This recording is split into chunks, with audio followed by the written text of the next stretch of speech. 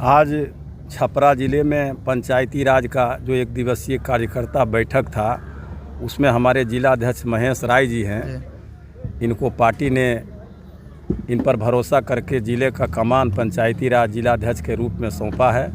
तो इनका प्रखंड से लेकर ज़िले तक प्रदेश ज़िले के उपाध्यक्ष, सचिव, महासचिव, प्रखंड अध्यक्ष तमाम लोगों को इन्होंने प्रमाण पत्र दिए हैं। उसी का विस्तार के लिए कार्यक्रम रखा था। उसी बीच में हमको भी आमंत्रित किए थे, तो हम आते रहते हैं और हमें उम्मीद है और आपके चैनल के माध्यम से जितने भी आज नए पदाधिकारी हम लोग के द्वारा बनाए गए हैं, वो मजबूती से अपने संगठन को पंचायत तक ले जाने का काम करेंगे। सर, बात करें तो एक तरफ देखा जाए तो इंडिया और एक तरफ एनडीए, और दोनों में बिहार को लेकर तवत्तुर चल रही है कि नहीं आने वाले दिनों में जैसे तेजस्वी यादव जी कह रहे हैं कि नहीं हमारी सरकार बनने जा रही है। विशेष करके आप लोग का एजेंडा क्या है आने वाले दिनों के लिए? आप चैनल के लोग हैं, मीडिया के सब लोग जानते हैं, हमारे नेता तेजस्वी प्रसाद यादव जी बिहार में सबसे लोकप्रिय नेता है, सबसे जनाधार वाले नेता है, सबसे ज़्यादा एमएलए है और बिहार के लोगों ने इनको मुख्यमंत्री के रूप में जनादेश दिया था।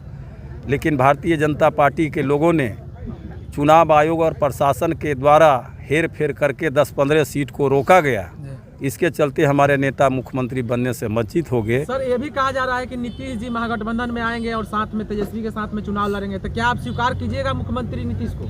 वो तो पार्टी हमारा जो निर्णय लेगा, शीर्ष नेता हमारे आदरणीय लालू प्रसाद यादव जी हैं, जो फैसला लेंगे हम लोग कार्यकर्ता इस बात को। तेजस्वी जी का अलग बयान है, तेजस्वी जी कह रहे हैं कि रास्ता बंद है, लालू जी कह रहे हैं नहीं खुला है। इसका मतलब कहीं ना कहीं पारिवारिक में सर कलह तो नहीं है?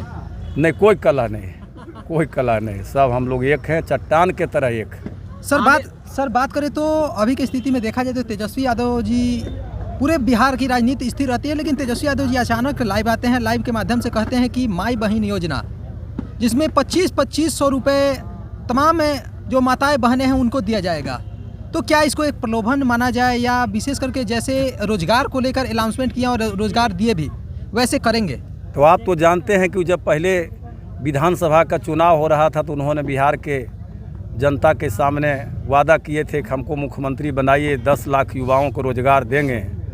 लेकिन संजोग से नहीं बन पाए। लेकिन हमारा गठबंधन के सरकार बना तो 17 महीना में 5 लाख युवाओं को सरकारी नौकरी दिया गया और 3 लाख युवाओं को रोजगार के प्रक्रिया में छोड़ करके गए हैं।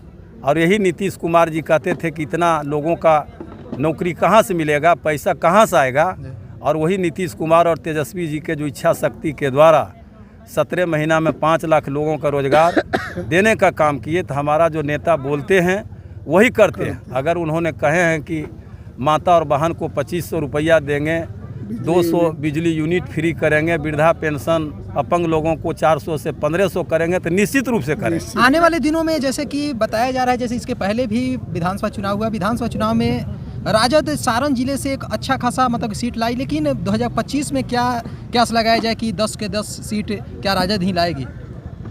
ये तो जनता मालिक है। लोकतंत्र में ये बात को कोई 100% नहीं कह सकता, लेकिन हम पार्टी के नेता हैं, हम तो चाहेंगे कि ज़्यादा से ज़्यादा सीट हमारे जीत करके आवे। लेकिन जनता मालिक है, जो फैसला करेंगे, जो उनका जनादेश होगा वो हम लोगों के माथे पर रहेगा। आज पंचायती राज प्रकोष्ठ के जो जिला अध्यक्ष हैं महेश राय जी हैं, एक तरफ मुखिया भी हैं और साथ के साथ बहुत बड़ा कार्यभार इनको मिला हुआ है। आज यहाँ पे कार्यक्रम में आप पहुँचे, विशेष करके आपको कैसा लग रहा है और विशेष आभार प्रकट क्या करना चाहेंगे आप? बहुत हम आभार प्रकट कर रहे हैं कि महेश राय जी हैं और इनके द्वारा जो भी आयोजक मंडल है, सभी लोगों का आपके चैनल के माध्यम से बधाई देते हैं, आभार प्रकट करते हैं कि बहुत अच्छा कार्यक्रम था और लोग जुटता। लेकिन बहुत इतना कड़ाके की ठंड में भी देख रहे हैं 500 कम से कम आदमी, कुल मुखिया, जिला परिषद, हारल, जीतल सब लोग आए हैं, वार्ड सदस्य सब लोग आए हैं। हाँ, सब को लोग आए हैं प्रदेश के हमारे पता में जिस तरीके से लाठीचार्ज किया गया है छात्रों के ऊपर, सब दौड़ा कर पीटा जा रहा है, इसको लेकर क्या कहिएगा सर?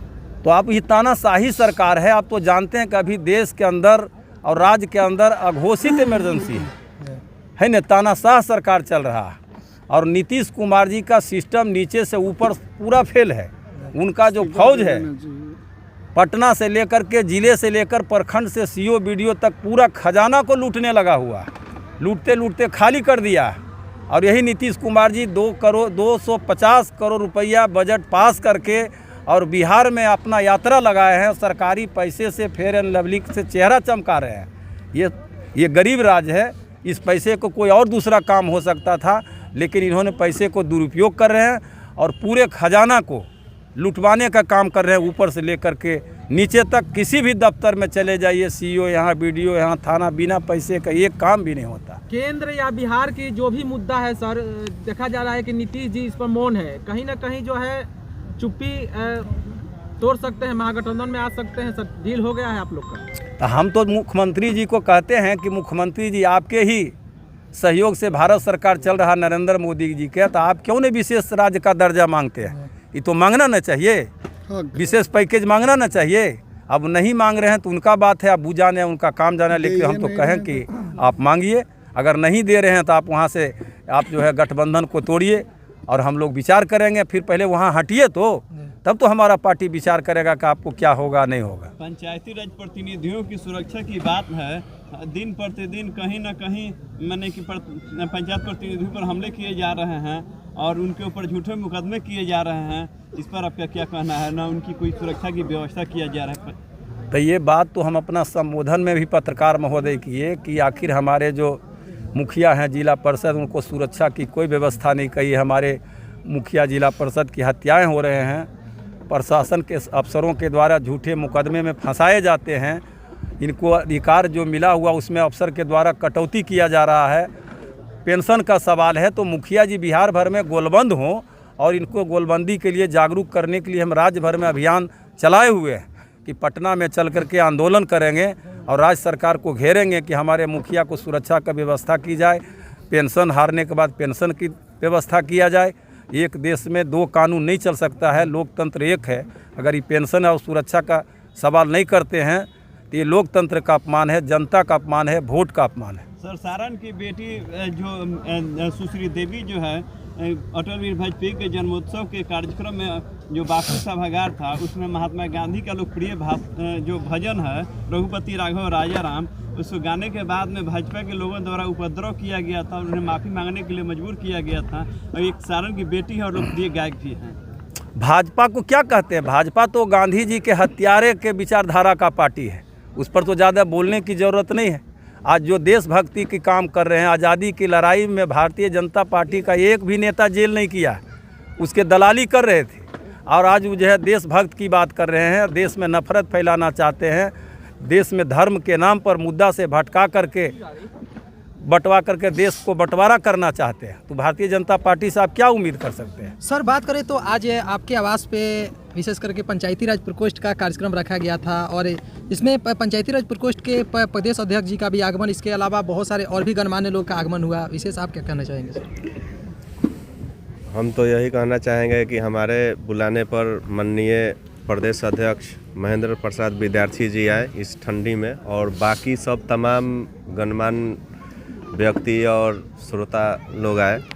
और बहुत ठंड के कारण कुछ लोग नहीं आ पाए और अच्छा कार्यक्रम रहा। और आगे भी पंचायती राज प्रकोष्ठ का जिला अध्यक्ष के बनने के कारण अपने पंचायती राज प्रकोष्ठ का जो भी कमेटी है उसको मजबूती से और आगे मजबूत बनाने का प्रयास करेंगे और पार्टी को मजबूत, पंचायती राज प्रकोष्ठ के तरफ से पार्टी को मजबूत बनाने का, राष्ट्रीय जनता दल को और मजबूत बनाने के काम करेंगे। पंचायती राज प्रकोष्ठ का आप जिला अध्यक्ष भी हैं और देखा जाए तो बिहार में रोजाना अलग अलग जगहों पे कभी मुखिया के लड़के पे हमला हो जाता है, तो कभी मुखिया पे हमला हो जाता है, तो कभी अलग अलग मामला हो जा रहा है। आप लोग के तरफ से क्या प्रयास रहेगा कि आने वाले दिनों में आवाज़ को बुलंद किया जाए कि नहीं, मुखिया को भी और मुखिया प्रतिनिधि को भी, विशेष करके तमाम जो प्रतिनिधि हैं उनको भी विशेष करके सुरक्षा मुहैया हो?